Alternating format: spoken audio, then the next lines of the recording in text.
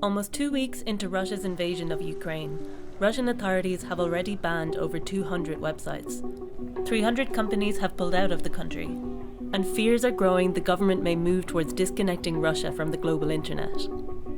Media outlets are being closed down for failing to comply with the new Russian law, making dissemination of false information punishable by up to 15 years in prison. Мы очень надеемся, что мы вернемся в эфир. Как, где, на каких платформах, мы пока не знаем. Simply calling the Russian invasion a war instead of a special military operation is enough to fall afoul of the new rules.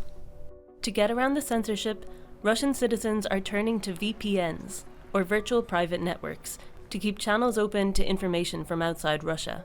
When you connect to a VPN, the software creates an encrypted tunnel between you and a remote server. As part of that process, it replaces your IP address.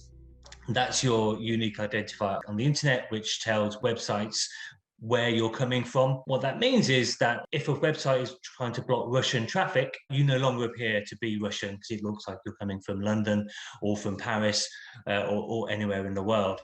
The Russian ISPs can't block you because they don't know where you're going. Last week, VPN apps rose to the top of the App Store and Google Play in Russia.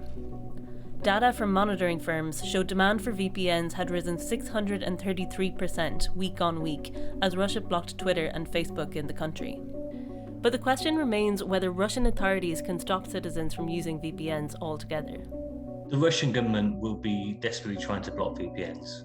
It is possible to identify VPN traffic at the network level and block it.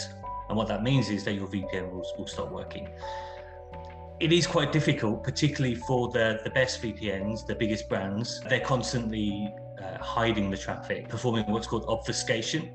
This is what works in China. This is why there are VPNs that still work in China, despite China being the most advanced nation on earth when it comes to censorship. Russia's a long way behind China, but as you know, they are ever more closely allied with China. I'm sure they'll be sharing information.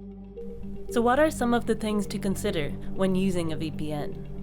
There's a huge difference between free VPNs and paid VPNs. If you can afford to pay for one, I'd really recommend paying for it because you do get what you pay for.